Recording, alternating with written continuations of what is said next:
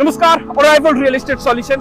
आज चाहिँ तपाईलाई अमलेखगञ्ज पुग्नुभन्दा अगाडि पुल नम्बर 2 बाट हल्कै अगाडि आइसकेपछि तपाईले 50 मिटरको हाइवे सँगै देख्न सक्नुहुन्छ 3 कट्ठा 5 धुर जग्गा।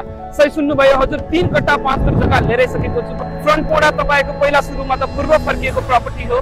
फ्रन्ट मोडा तपाईको 27 मिटर रहेको छ भने साइडमा मजाले 41 मिटर रहेको छ। तपाईलाई ट्रस्ट नक्सा पनि मैले हाल्दिसकेको छु भने अब यो प्रपर्टीको बारेमा कुरा गरौँ ल। यो प्रपर्टी ठ्याक्कै तपाईको मैले भनिहाले पुल नम्बर 2 बाट हल्का अगाडि अमलेखगञ्ज चोक पुग्नु अगाडि नै 50 मिटर हाइवेमै रहेको यो प्रपर्टी आइसकेको छ। कति होला हजुर यसको मूल्य? यसको मूल्य त अब हाइवे टच हो, बाटो कटाएर 50 मिटर हाइवे दिएर तपाईलाई मात्र 3 लाख प्रति धुरमा लिइसकेको छु। किता काठको पनि व्यवस्थापन रहेको छ।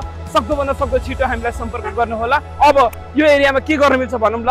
मजाको चार्जिङ स्टेसन गर्दा पनि हुन्छ, नजिकै तपाईको नेपाल आयल निगमको डिपो रहेको छ भने पेट्रोल पम्प चलाउँदा पनि हुन्छ हैन। होटल व्यवसाय गर्छु भन्दा नि मजाले चल्ने खालको एरिया छ। देखिहाल्नु भयो हाइवे टच भनेपछि it is a commercial property. सक्दोभन्दा सक्दो छिटो हामीलाई सम्पर्क गर्नु होला। यतिको प्रपर्टी पाउने भनेको arrival real estate solution Hetauda. Thank you.